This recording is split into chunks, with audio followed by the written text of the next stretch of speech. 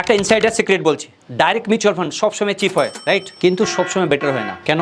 কারণ অনেক সময় ডাইরেক্ট মিউচুয়াল ফান্ড ইনভেস্টমেন্ট করে অনেক টাকা আমরা লস করে ফেলি। কিভাবে? ধরুন আপনি আজকে ডাইরেক্ট মিউচুয়াল ফান্ড ইনভেস্টমেন্ট করলেন, আপনি 1% কমিশন সেভ করলেন, কিন্তু সাডেনলি মার্কেট 20% কারেকশন হলো, আপনি প্যানিক করলেন, প্যানিক করে সব টাকা বের করে নিলেন। বের করার পর ভাবলেন যখন মার্কেট কন্ট্রোলে হবে, মার্কেট যখন আপ ট্রেন্ড হবে তখন ইনভেস্টমেন্ট করবো, কিন্তু আপনি নিজেও জানেন না কখন আপ ট্রেন্ড আর কখন ডাউন ট্রেন্ড। আপনি পারফেক্ট টাইমের অপেক্ষা করে আপনি টাকাটাকে বের করে নিলেন। এই ডিসিশনটা না আপনার বড় ব্লান্ডার মিস্টেক হলো। সেই মিস্টেকের কারণে আপনি 10 কেন 15-20% আপনি লস করতে পারেন। তো এই ক্ষেত্রে যদি আপনার কেউ সাথী থাকতো, কেউ গাইড থাকতো, যে আপনাকে হেল্প করতো যে এখন কি করা উচিত, কি করা উচিত না, এখন কি ডিসিশন নেওয়া উচিত, কি ডিসিশন নেওয়া উচিত না, যেহেতু আপনার সাথে কেউ নেই, আপনি নিজের ডিসিশনটা নিজে নিলেন, প্যানিকে সব টাকা উইথড্র করে নিলেন, আপনি 1% সেভের চক্করে, মানে ধরুন আপনি চাচ্ছেন যে ডাইরেক্ট মিউচুয়াল ফান্ড ইনভেস্টমেন্ট করবো, 1% সেভ করবো, কিন্তু প্যানিকে 10% লস করছেন। তো সেই ক্ষেত্রে হলো না ব্লান্ডার মিস্টেক।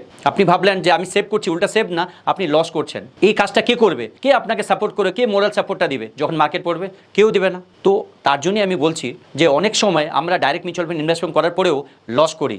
1% ভাবি যে 1% সেভ করি, কিন্তু আলটিমেটলি 1% সেভ করছি না, আমরা উল্টা আমরা লস করছি। তো আপনার নিজের ইমোশনকে যদি কন্ট্রোল করতে না পারেন না, আমি বলবো ডাইরেক্ট মিউচুয়াল ফান্ড ইনভেস্টমেন্ট করবেন না, হায়ার এন্ড কনসালটেন্ট বা থ্রু এমএফডি ইনভেস্টমেন্ট করতে পারেন। Mutual fund investments are subject to market risks. Read all scheme related documents carefully.